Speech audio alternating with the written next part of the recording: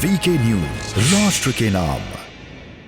पाकिस्तान में सियासी भूचाल का जिम्मेदार आखिर कौन है, इस सवाल का जवाब वहां के हुक्मरान और आवाम दोनों ही खोज रहे हैं। गरीबी, भुखमरी, बेरोजगारी की अग्नि परीक्षा से जूझ रहे मुल्क की मुसीबत तब और भी ज्यादा बढ़ जाती है जब यहाँ के सियासतदान जनता के मुद्दे से परे सिर्फ सत्ता के लोभ को दर्शाते हैं। अब क्या नया बवाल हुआ है इस पाकिस्तान में, आपको हम आगे इस वीडियो में दिखाएंगे। नमस्कार, जय हिंद, वीके न्यूज देख रहे हैं आप, मैं हूं आपके साथ अमन। पाकिस्तान का इतिहास रहा है प्रधानमंत्री के नाम पर पिठलग्गू को चुनने का। अब बात इमरान खान की ही कर लेते हैं।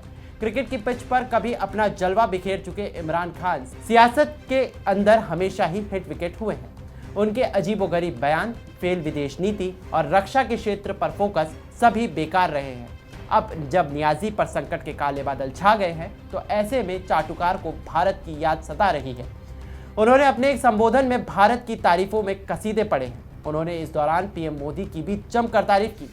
अब इसी को लेकर पूर्व पीएम नवाज शरीफ की बेटी और विपक्ष की प्रमुख नेता मरियम नवाज का बयान सामने आ गया है।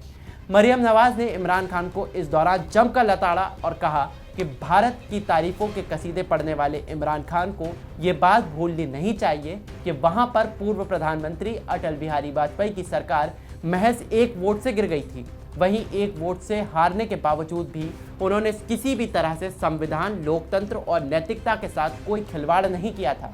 इतना ही नहीं, मरियम नवाज ने यह भी कहा कि मैंने पहली बार किसी को सत्ता के लिए इस तरह रोते हुए देखा है। इमरान खान सत्ता के लिए रो रहे हैं। इस सत्ता को जाते देख उस इंसान से कोई कहे कि उसने अपनी ही पार्टी के नेताओं के साथ छल किया है, जिसका उसको ये नतीजा भुगतना पड़ रहा है।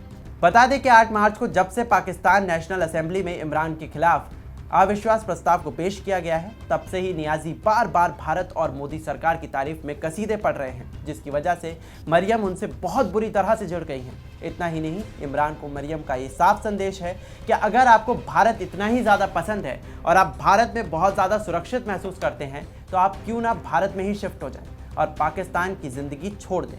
अब जब इमरान खान पर मरियम का ये बयान सामने आया है तो पाकिस्तान की सियासत में तपिश और भी बढ़ गई है। अब देखते बनेगा कि नियाजी इस बयान को किस तरह से डील करते हैं। लेकिन इस बयान के सामने आने के बाद एक तरह से देखा जाए तो भारत के उन कट्टरवादियों के लिए भी संदेश साफ हो गया है, जो अक्सर कई मुद्दों पर कई जगहों पर ये कहते रहते हैं कि हिंदुस्तान उनके लिए सेफ महसूस करने वाला मुल्क नहीं है।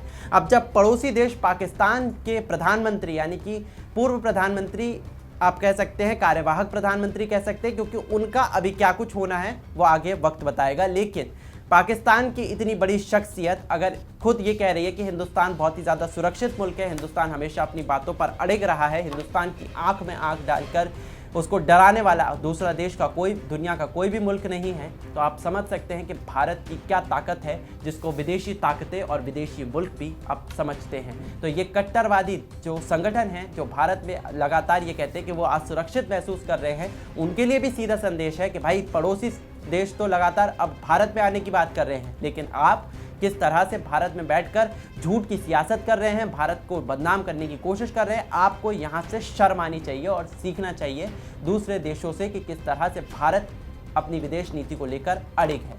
इस खबर के बारे में आपका क्या कुछ कहना है, आप हमें कमेंट सेक्शन में ज़रूर बताएं और बाकी देश विदेश की खबरों से जुड़े रहने के लिए आप देखते रहिए वीके न्यूज़। नमस्कार।